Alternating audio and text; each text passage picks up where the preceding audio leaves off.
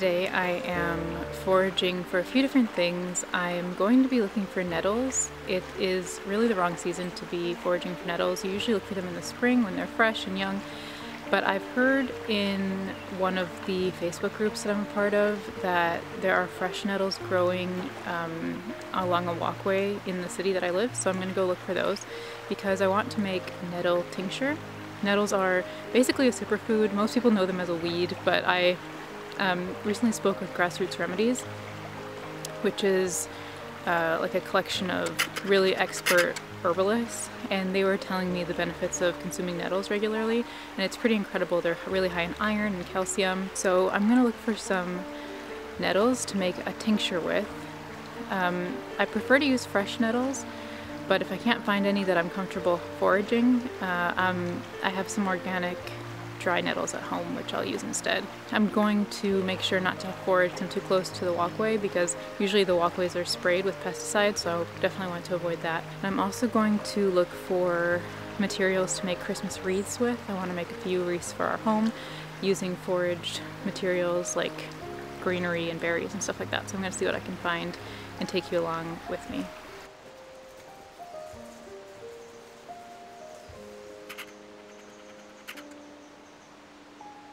If you do pick fresh nettles, you want to pick off the young ones that are at the top instead of the leaves at the bottom. So you would take the two, maybe the top four, and you want to wear gloves when you do it because they sting, they're stinging nettles. Yeah, you want to take them from the top because they're the freshest, the young and tender, and less likely to be dirty from being near the ground.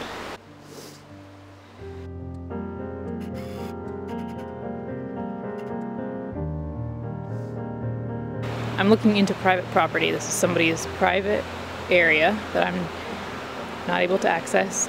There's tons of little fresh nettles growing up in there. They would be great for this tincture, but I can't get to them, unfortunately, outside the fence.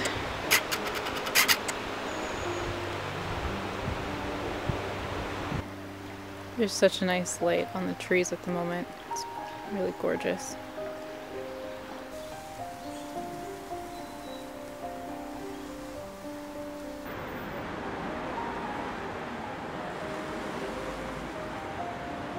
So I ended up using dried nettles in my tincture today.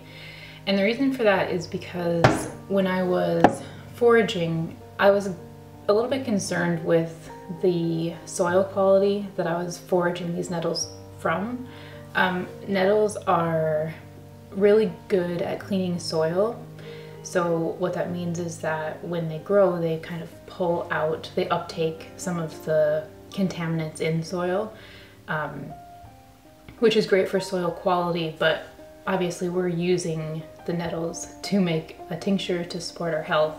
And so whenever you're doing that and you're foraging nettles, you want to make sure that where you're foraging them from is clean and the soil isn't sprayed, for example. And I live in a city, and where I forage is mainly from along walkways that are heavily used or along roads. There isn't a ton of just wild green space.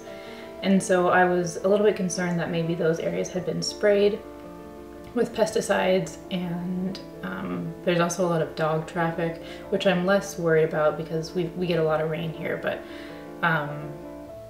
mainly with the pesticides, I just didn't know the soil quality. I would assume it's not fantastic, so I was a bit concerned. So in the spring, I'll probably try again and go a little bit back off the path and find some younger nettles that are growing in soil that's probably less contaminated, because people who spray along the walkway would be less likely to go up off the path and keep spraying up there, I think. So yeah, it's totally fine to use dry nettles in your tinctures, because with tinctures that are made with alcohol, you can use plant material that's dry, you can use plant material that's fresh, which makes it a really versatile herbal remedy to make. When you're infusing oils or infusing honey or even vinegar, it's better to use dry plant material because any water content that's left in the the plant material, it just makes the liquid go rancid a bit faster, whereas that doesn't happen in alcohol. You can use fresh plant material without worrying about that if you're making a tincture with alcohol. So it's a really versatile herbal remedy. And so it's totally fine if you're like me and you live in a city where you're skeptical of the soil quality, especially with a plant like nettles that uptake contaminants quite well. Then just I went to a local health food store and they had organic dried nettle for tea. So I just bought that and I'm making this tincture with that.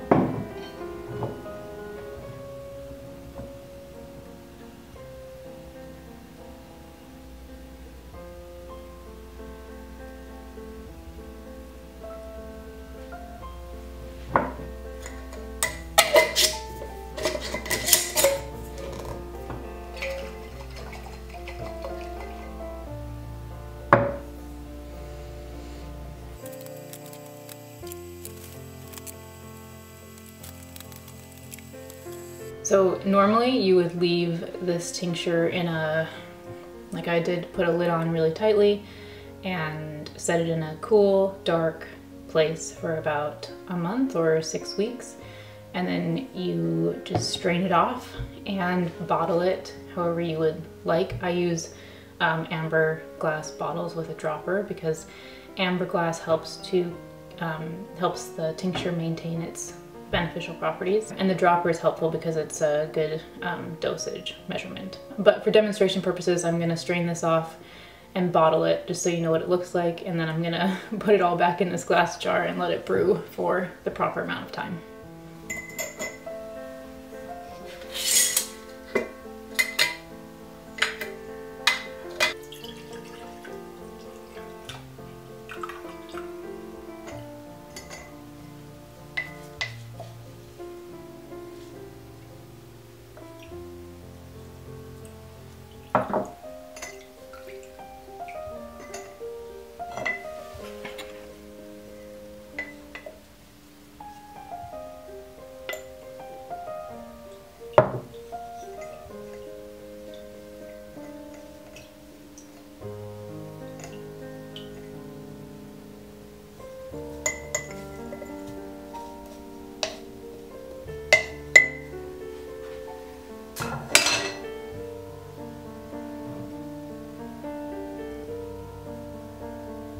Such a beautiful color. It's only been brewing for, I don't know, maybe an hour. And look at how beautiful that color is. I'm excited to see what it looks like after 6 weeks. So this is the most challenging part for me in every tincture that I make, is to bottle the tincture, because I do not have the right size funnel to make it a simple process of bottling the liquid. So we'll see how it goes this time.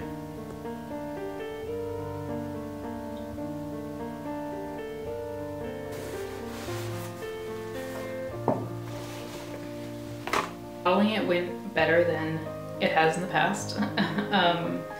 I had just enough to fill the bottle. What you would normally do now is just store this in your cupboard and away from direct sunlight and somewhere that's a bit cooler. And then whenever you want to take a dosage, you would just squeeze a dropper full and consume it. So nettle is really high in iron and calcium. It's high in vitamin K and D and C and A, I believe. So it's a real all-around health boosting herb. I drink a big like quart jar of nettle tea every day just to keep my minerals and vitamins high, and also for my iron levels. And I'm going to substitute probably 1 to 2 dropperfuls a day for that tea if I ever feel like I don't want to make the tea. The way I plan to consume this is just as a support to my body because of how nutrient dense nettles are. Nettle tea is a great way to consume the benefits of nettle as well, but I've read online that you need to brew it for like 10 minutes or 15 minutes even, and sometimes I just don't want to wait that long. I'm impatient, and so in cases like that I will just swap out my tea for this tincture. The purpose of tinctures is to help to preserve the beneficial compounds that are in herbs and flowers. So by putting alcohol over top of the flowers or herbs, it extracts those beneficial compounds into the alcohol, and then you can compost the plant material and still reap the benefit of those nourishing compounds by consuming the tincture. So I am going to a place where I think there's greenery for a wreath. I foraged here last year for greenery. Hopefully it's still here.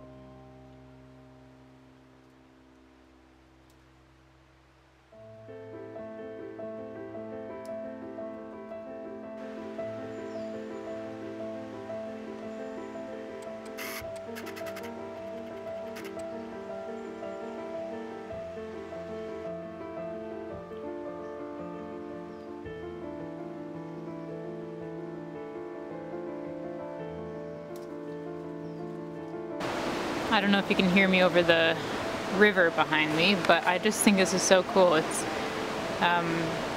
layers and layers and layers of leaves that are composting from years. Like at the base, it's probably 2 years ago, and like a year ago, and then this year. It's just layers of this rich compost being created.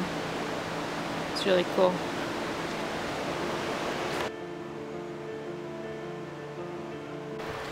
I am just using what I can find. I found some holly and some other greenery, so I'm just using what I can find, but I'm gonna keep looking.